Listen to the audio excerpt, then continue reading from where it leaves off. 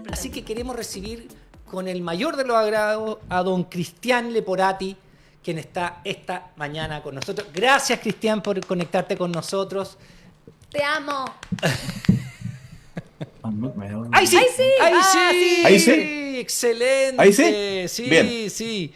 Costó. ¿Qué No, costó? oye, yo les decía que un gusto estar con ustedes, pero igual da vergüenza hablar de comunicación política con todo lo que está pasando en Argentina. Resulta casi baladía. Sí, bueno, eso también podemos verlo. ¿Ah? Yo creo que la comunicación política, podemos hacer una comparación, podemos hablar un poquito de allá y un poquito de acá.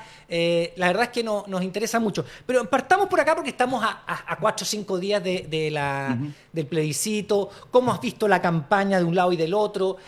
¿Cómo has visto los mensajes? Porque nosotros ayer o anteayer veíamos una noticia que decía el CERVEL que ha habido menos fake news que en el proceso anterior. O sea, con un desparpajo, y creo que un senador o un diputado de la UDI también decía que ahora hay más fake news, Ramírez, creo que, con otro Mm. desparpajo. Entonces tú dices, bueno, reconocen que hubo entonces mucha fake news y ustedes no hicieron nada. O sea, como CERVEL, presidente de la UDI, porque el director de CERVEL es miembro de la UDI, etcétera. Pero, reconozcamos que hubo fake news, pero da lo mismo, ¿no? ¿Cómo has visto tú la campaña y cómo se avecina lo que se avecina, Cristian? Mira, para que entiendan lo que nos están escuchando, que son varios miles ahí, es importante diferenciar lo que es un candidato marca, un candidato persona, a un candidato constitución política. ¿Ah?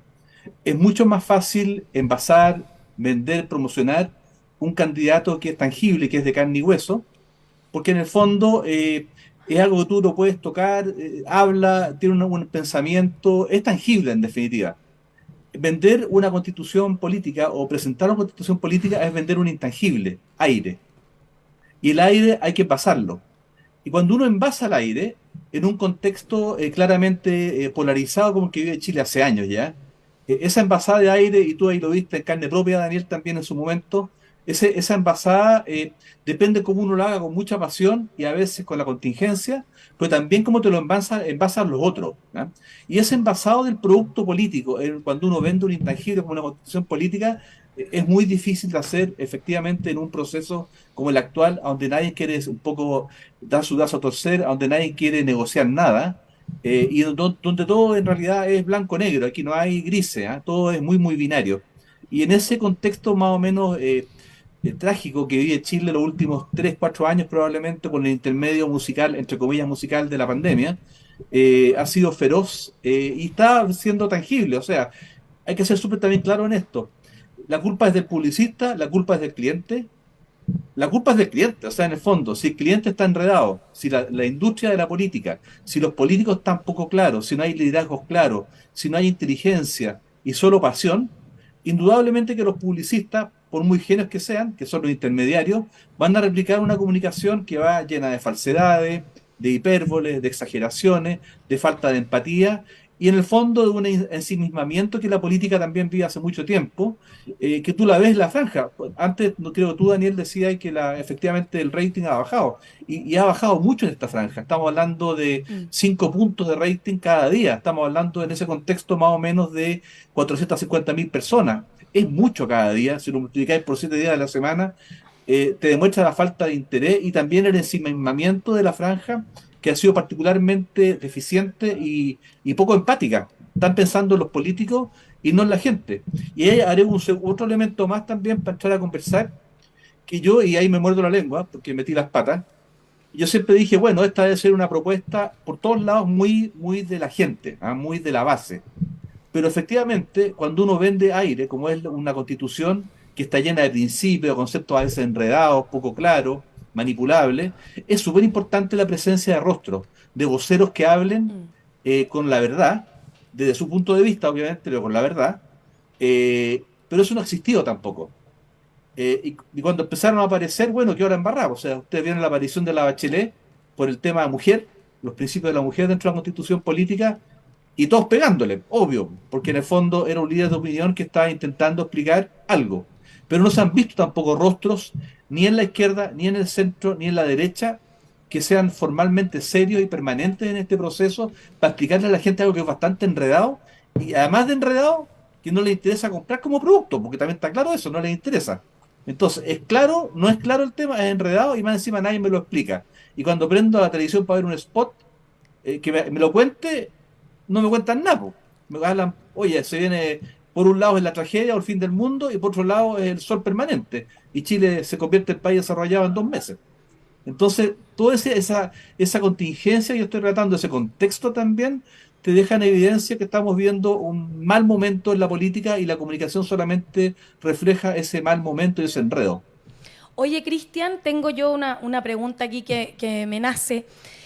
El hecho de que no hayan vocerías, de que no hayan rostros conocidos, políticos, estando en esas campañas, yo creo que también atiende a que todos hemos sentido que hay un descontento con la clase política y los partidos, obviamente, han querido desmarcarse de eso, no poniendo los rostros de sus partidos, no poniendo a los rostros de sus sectores a hablar acerca de la Constitución. Entonces es como un círculo en que no quiero saber más de los políticos, entonces los políticos arrancan, se esconden, no quieren salir, no quieren aparecer, no se quieren quemar y mandan a puro rostro del pueblo, se supone puro rostro conocido, aparecer en las franjas, pero eso a la vez también es un problema a la hora de poder comunicar políticamente lo que quiere cada franja. ¿Cómo se soluciona ese círculo de no me gustan los políticos se esconden y esto también nos afecta? Y ya no se solucionó. De hecho, mañana se acaba la franja. ¿Ah? Así que ya pasó la vieja, como se dice. Ya se acabó esta cuestión. Ahora, a lo que venga el domingo. ¿Ah? Ya pasó. Pero yo creo que el error, Bernie, va por el lado ese. De ser el lado de que sí que no querían poner rostro de primera línea. Ya no quería aparecer Cast, no quería no quería aparecer la Evelyn. Ya, bueno, listo. Nadie quiere ser dueño Pero del proceso. deberían haber aparecido segundas líneas. ¿Te fijáis? Los expertos de la derecha, los expertos de la izquierda, con cualidades pedagógicas, obviamente comunicar no es fácil, con cualidades pedagógicas para explicar un tema complejo, pero tampoco aparecieron. ¿No? ¿Ah? Entonces, ¿y cómo habla la gente? Te habla de corazón, pues, porque la gente no entiende muy bien este tema de la ISAPRE, este tema de la FP, el tema del tema del aborto a 3 causales, no entienden mucho, ¿ah? No entienden esa diferencia entre la palabra, pero si están nunca estuvieron los voceros de segunda línea, no contaminados por la política, que explicaran esto. Se la jugaron absolutamente por miedo, se la jugaron absolutamente al camino del otro, ¿ah? Del pueblo, hablando por unos y por otros, y ahí estamos, ¿ah? Y Algo muy confuso. exclusivamente, y también exclusivamente desde la emocionalidad. Hay bien poco de cosa técnica, hay bien poca cosa de esto es lo que va a pasar, esto es lo que puede ocurrir, estos son los cambios que se pueden dar. Es más que nada una sensación de voy a estar más o menos seguro. Es todo muy emocional y la verdad es que racional o técnico hay re poco. Exacto, el reino de las emociones, ya lo vimos en la elección de Milei. Estuvieron esta semana, estuvieron 2 cabros jóvenes que hicieron toda la propuesta en TikTok. Y la propuesta en TikTok fue una propuesta muy también de la emoción y contando las claras en Argentina, lo que estaba antes hablando Hassan, de lo que venía. Estos chicos lo contaron a ritmo de TikTok, con el envasado del TikTok, obviamente, pero establecieron una relación muy clara, muy directa, muy sincera, pero también muy emocional con la gente joven, que son más o menos esos 4,5 millones de chilenos que votan, que no sabemos cómo cresta votan, y esa es la gran incógnita también de estos sub 40 que van a votar el domingo, que es el voto obligatorio. Y que Que no claro, sabemos para dónde van a ir. van obligados, no es que estén interesados en ir a votar. Hay un No, montón claro. de gente en Chile que no está interesada en ir y que va a ir solamente porque tiene que cumplir y si no tiene que pagar una multa. Entonces eso Exacto. también afecta finalmente al voto final. Ahora eso Milei lo manejó maravillosamente bien en Argentina. ¿Ah? Vía TikTok con estos 2 chicos que son pareja, lo hicieron muy bien. Y vinieron a charlas esta semana, hablaron con Piñera, la semana pasada, perdón, hablaron con Piñera, hablaron con republicanos, hablaron con este tipo se me olvidó el de la Fundación Futuro, creo que era, hablaron con una serie de líderes de la derecha y centro derecha, un poco para darle cómo lo hicieron ellos allá. ¿Ah? Y funcionó muy bien. También lo hicieron en Chile, ¿ah? Lo están haciendo ellos, han operado mucho en TikTok con distintas vocerías, pero no sé qué tan eficaz sea acá. Aquí desconocemos cómo piensa esta gente que va a ir a votar el domingo, cómo van a votar. Si van a votar por un impulso que van a decir las últimas 24 horas, un voto castigo, que yo creo que va a ser más bien eso. Yo creo que el voto del domingo va a ser un voto castigo negativo, ¿ah? Yo creo que va a ser un rechazo un en contra, pero no un en contra del en contra, sino un en contra del sistema político. Claro. Yo creo que nadie se ha atrevido a decir mucho, está todo diciendo esto viene súper peleado, porque nadie sabe mucho qué va a pasar, pues se atreven los analistas a decirlo. Pero yo creo que en verdad, sinceramente, por el nivel de malestar que hay, yo creo que la gente va a votar rechazo o en contra, pero no a esto, sino Claro. a algo mucho mayor No a la y más relevante propuesta. que es la política. Nuestro- Claro. yo siento que nada de lo que pase el domingo tiene que ver con la propuesta constitucional. Y eso. No, nada. Nada Nada, tiene que ver con nada. eso. De hecho, las campañas ni siquiera en la franja han tenido que ver con eso, sino que han tenido que ver Exacto. con plantear cierto este rechazo al cómo se están manejando las cosas, más que a Así si es. nos gusta o no nos gusta el texto constitucional. Hassan, A ver, estoy súper de acuerdo contigo, Cristian, cuando dice que acá es un problema que va más allá de los publicistas. La mala calidad de la campaña tiene que ver con el problema de los insumos que le entregan a los políticos. Y eso es una cuestión constante, lamentablemente, del problema de un plebiscito constitucional, ¿no? Esto yo tengo muy claro porque pasó en Inglaterra, ¿no? Después de la votación del Brexit, el día siguiente Sí. de que habían votado para salir de la Unión Europea, búsqueda número 1 en Google, ¿qué es la Unión Europea? Hay un problema cuando hablamos de una elección no representativa, porque tenemos gente que está acostumbrada a votar elecciones representativas. Yo voto por Gabriel Boric, sé su cara, voto por José Antonio Cast, sé su cara, es una cuestión de evaluación de la Por persona. último, me cae bien, me cae mal. Y con Exactamente. eso estamos. Claro, claro. En el caso de un plebiscito sobre un tema específico, matrimonio gay, marihuana, ese tipo de cosas, también es muy simple el punto que permite esa comunicación directa cuando no es representativa una persona, pero en un tema. Con una constitución eso es en sí Cambia. muy difícil de hacer.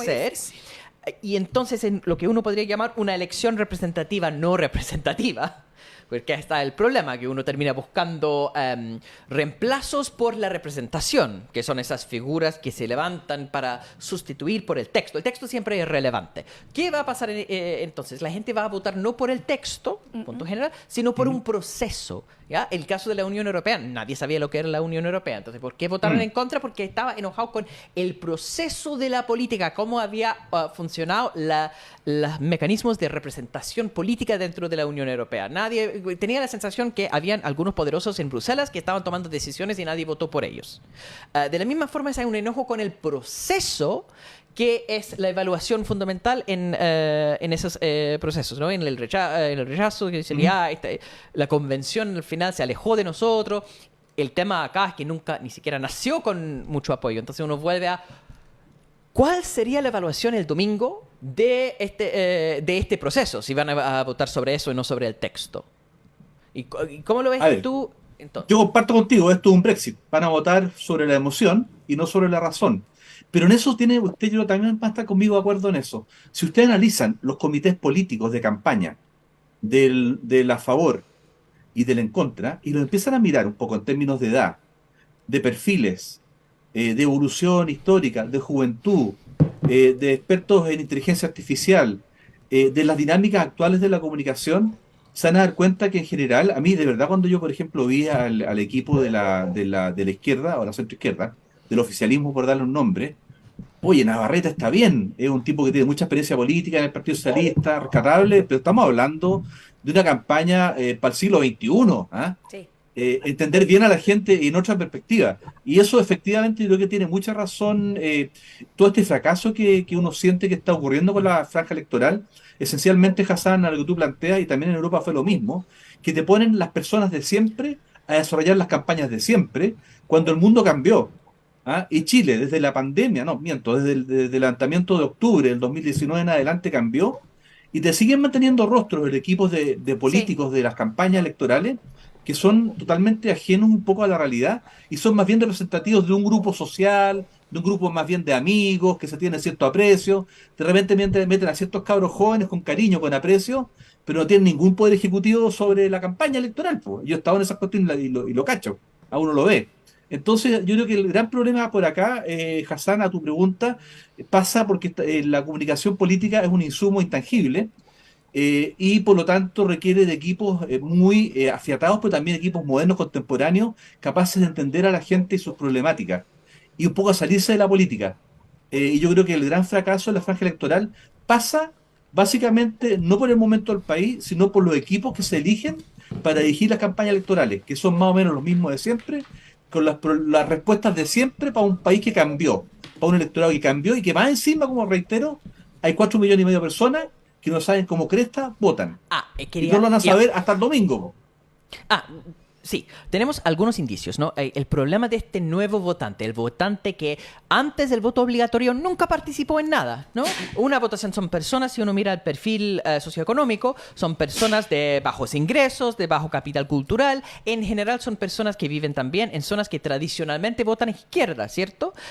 Entonces, a un punto que está teniendo una participación nueva de personas que son de los sectores más populares del país. Eso, en teoría, sería algo positivo para la izquierda, pero también en las personas que son más presa fácil por las noticias falsas, más fáciles de intervenir con suficientes recursos, justamente porque no tiene participación política. No es que hay dirigentes que están interviniendo en su decisión, no hay medios de comunicación que hablan de noticias, porque esa gente no consume noticias. Esa gente fuertemente despolitizada, donde les llega la información al respecto, ahí se puede entrar con voto obligatorio. El problema es la noticia falsa, la intervención, y eso lo vimos brutalmente en el proceso anterior.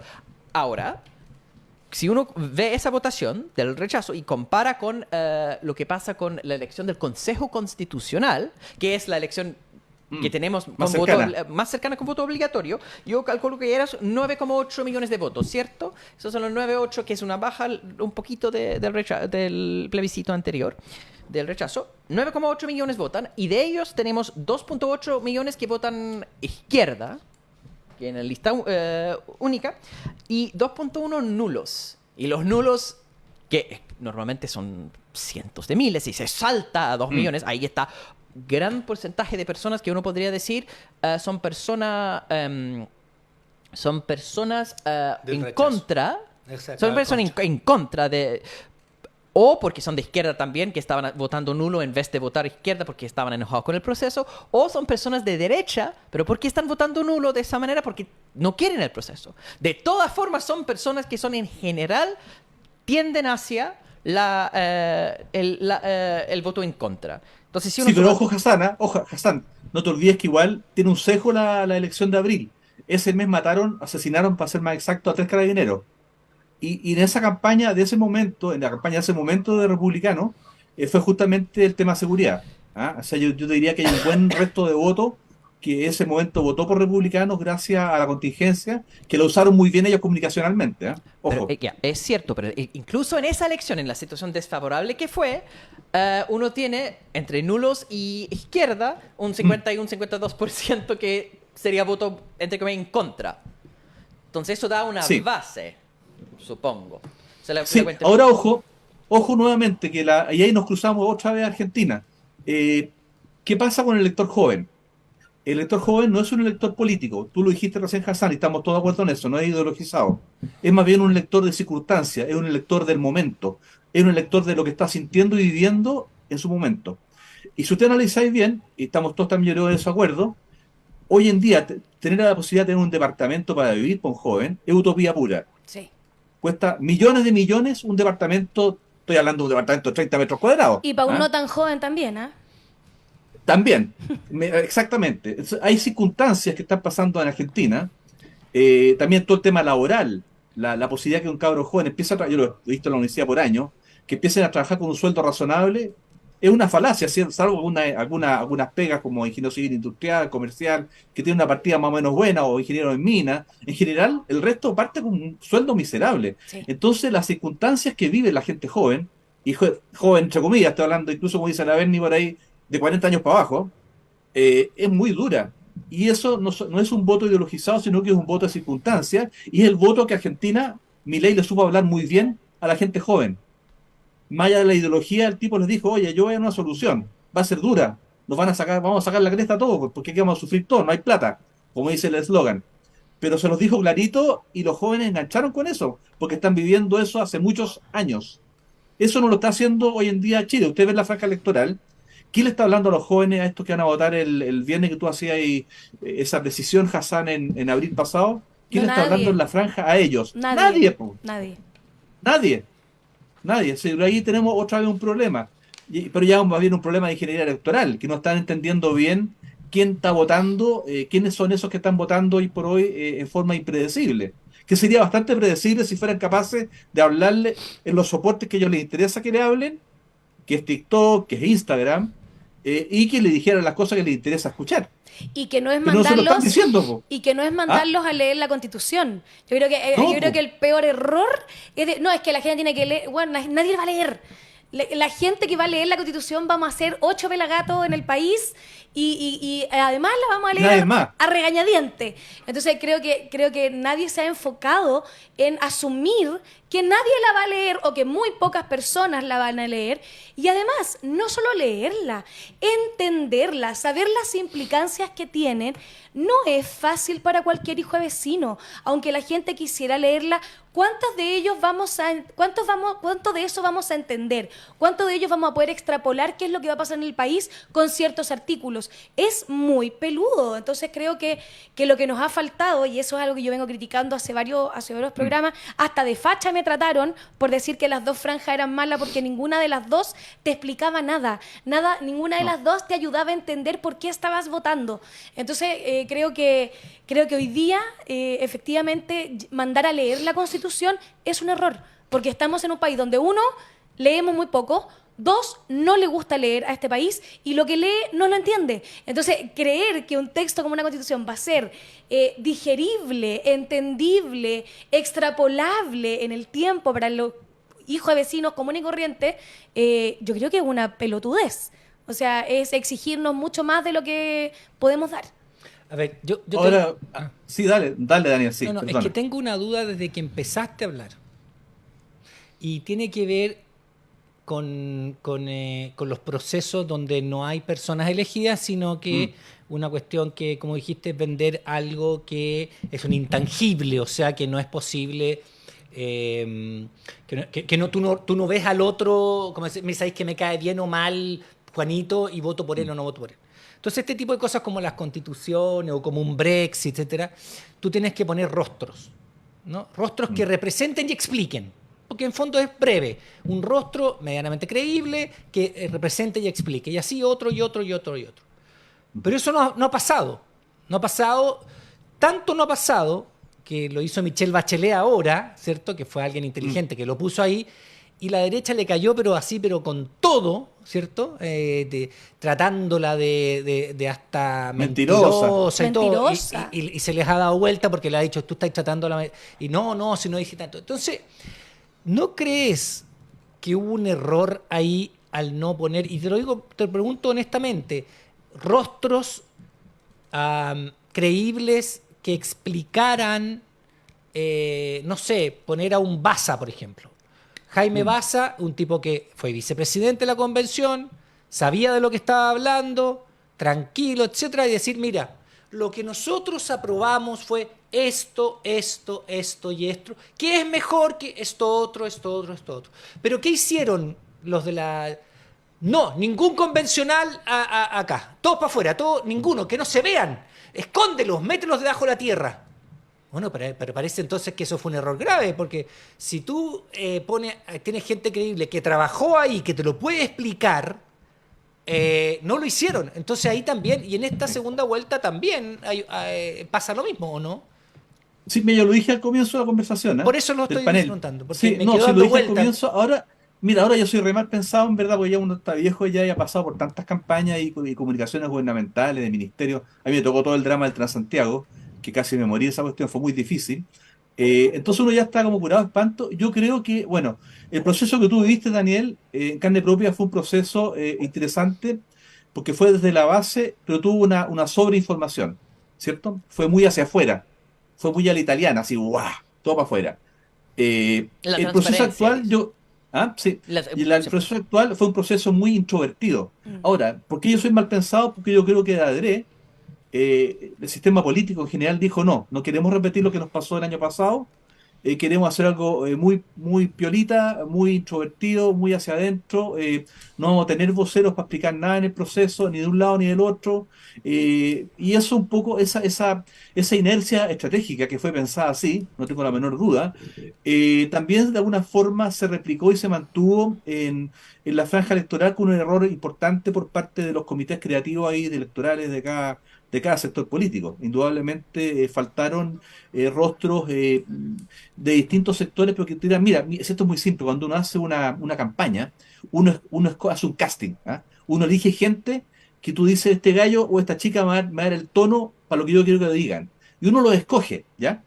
Pero cuando tú ves que, por ejemplo, el oficialismo se juntó 2 semanas antes o 3 semanas antes de que partiera la campaña, la franja, imagínense, 3 semanas antes para partir una franja tan relevante, con un problema tan complejo como es un concepto como una constitución política. 3 semanas antes, y la derecha va a haber partido un mes antes, tampoco es mucho.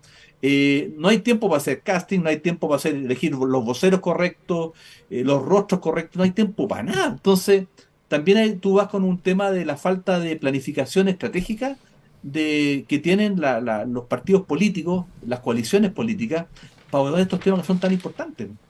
Y al final, yo insisto en el punto, yo creo que puedo equivocarme, y ahí ustedes van a dar una buena capotera, pero yo creo que la paliza que va a ser el día domingo no va a ser poca. Y yo creo que nadie va a poder decir esto fue que haya ganado el rechazo de esta forma, o el en contra, ojo, no es un triunfo para nadie, ni para ni para Rojo Edwards, ni para el gobierno, para nadie, va a ser una capotera muy grande y va a ser para el sistema político. Sí, yo concuerdo. Yo creo que si gana el en contra, lo que muestra es el fracaso total de la clase política. Porque Chile entre dos rechazos, el rechazo a dos procesos, porque ellos recibieron políticos de todo tipo, de izquierda y de derecha, el mandato ciudadano de generar un texto de consenso y al final está rechazado por el mismo electorado y nos pregunta qué pasa acá. Y tiene que ver precisamente con lo que mencionaste, que tiene que ver con un exceso de transparencia, porque se vota no por el texto, sino por la impresión que da, y no una persona, sino una colectividad en total. Uno puede tener parlamentarios que goza buena popularidad, pero la institución del Congreso como un conjunto es lo peor de lo peor. Y eso pasa con todas las instituciones colectivas. La opinión pública es lapidaria con eso. Y el problema es que si uno va a tener una evaluación basado en cómo es el Consejo Constitucional, cómo es la convención, no el texto, cómo son esas personas. Uno no puede controlar un órgano de muchas personas que son de distintas posiciones, nadie responde a una cuestión central. No se puede diseñar una campaña comunicativa en ese sentido de una colectividad que tampoco es la idea. Si uno tiene una cuestión donde están trabajando en hacer un texto, no en funcionar para convencer a personas las bondades del texto. Entonces ahí están en una encrucijada que es el problema del diseño del proceso constitucional en sí, que de cierta forma, y eso quería preguntar, que sé que estamos con poco tiempo, había forma, desde el punto de vista de relaciones, comunicación política, de relaciones públicas, ¿había forma de comunicar exitosamente un texto constitucional? Si me pregunta. Con esa forma de... Sí. No, porque tú decías, una cosa es decir que tenemos pésimas campañas. 3 horas tenía ahora, man. No, es sí o no. Así decir. No, porque Cristian. por lo que he visto, puedo imaginar muchas campañas desastrosas, pero me cuesta imaginar una exitosa. ¿Cómo sería? No, yo de verdad he hecho de menos, y siempre lo dije al comienzo, yo he hecho de menos absolutamente lo que fue el proceso del año pasado en lo comunicacional. Sí fue una exageración, sí lo fue, pero mejor que sobra que falte, mejor un proceso que era vivo, que fue electoral, siempre fue electoral, que hubo pasión, a un proceso aséptico. En la política, como lo dijo Lavernia al comienzo de la conversa, dice relación con la emoción, y eso pasa ya hace décadas. A la televisión, el lenguaje de la televisión y del mundo del espectáculo se tomó la política y te gusta o te disgusta, es así la cuestión y punto. Entonces hacer cosas asépticas fue fatal. Yo creo que Hassan había una forma de hacerlo y era hacer lo mismo que se hizo el año pasado de una forma más ordenada, con las personas correctas, pero con más orden, y la gente hubiera estado más interesada. Pero esta gente encerrada en un espacio del siglo XIX o del comienzo del siglo pasado, haciendo algo a escondidas, con mucho aliño del Opus Dei también, y esas cosas te fueron alejando un poco a las personas del tema. Yo no sabía poco del tema, pero hay que decirlo, la presidenta del Consejo es formada en la Universidad de los Andes. Yo no tengo nada contra Luis Cervantes, pero es Opus Dei, Sí, claro. el constituyente más relevante en términos de tráfico de influencia. Bueno, y Silva. Luis Silva, po. Claro. Opus Dei numerario. Entonces, Numerario. escucha, ¿de qué estamos hablando? Esas cosas hay que decirlas, es una realidad. Entonces, Don Cristian Leporati, queremos agradecerle una vez más, nos instruye, nos ilumina, nos muestra una realidad que a veces queremos y otras veces no queremos ver, medio dolorosa también a veces, así que muchas gracias por haber estado con nosotros. ¿Ah? Muchas gracias. gracias por la invitación. Que Un esté abrazo y bien. buena semana. Ya. Suerte el domingo. Besito. Chao. Chao.